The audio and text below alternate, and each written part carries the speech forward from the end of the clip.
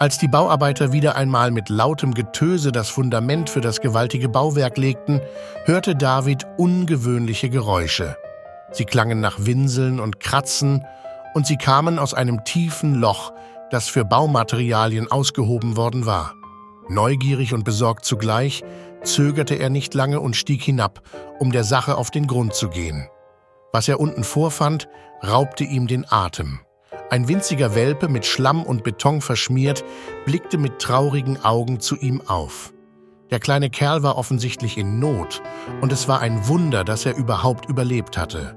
Das Bauarbeiterteam eilte herbei, und gemeinsam begannen sie, den armen Welpen aus seinem schmutzigen Verlies zu befreien. Die Rettungsaktion war nicht einfach, und es dauerte Stunden, den Welpen von all den Baumaterialien zu befreien. Doch die Männer gaben nicht auf, und schließlich gelang es ihnen, das zitternde Bündel aus Beton und Schlamm zu befreien. Als der Welpe endlich frei war, stellten sie fest, dass er nicht das war, wofür sie ihn gehalten hatten. Der kleine Körper war schlank, das Fell in einem rötlichen Braunton schimmerte im Sonnenlicht und der lange, buschige Schwanz verriet das Geheimnis. Es war kein Welpe. Es war ein junger Fuchs, etwa 4 Monate alt, der sich in seiner misslichen Lage befand.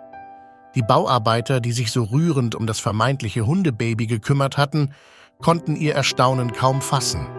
Doch anstatt den Fuchs einfach zurückzulassen, beschlossen sie, sich weiter um ihn zu kümmern. Sie brachten das Tier in eine örtliche Tierklinik, wo es von Tierärzten gründlich gereinigt und untersucht wurde. Der Fuchs, den sie liebevoll Lucky nannten, erholte sich rasch von seinem traumatischen Erlebnis.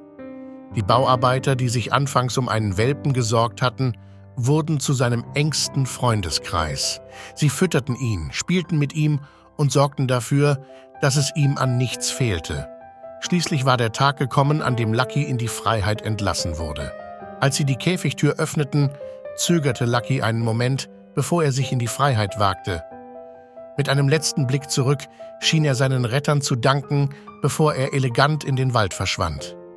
Die Bauarbeiter sahen ihm nach, mit Tränen in den Augen und Herzen voller Freude.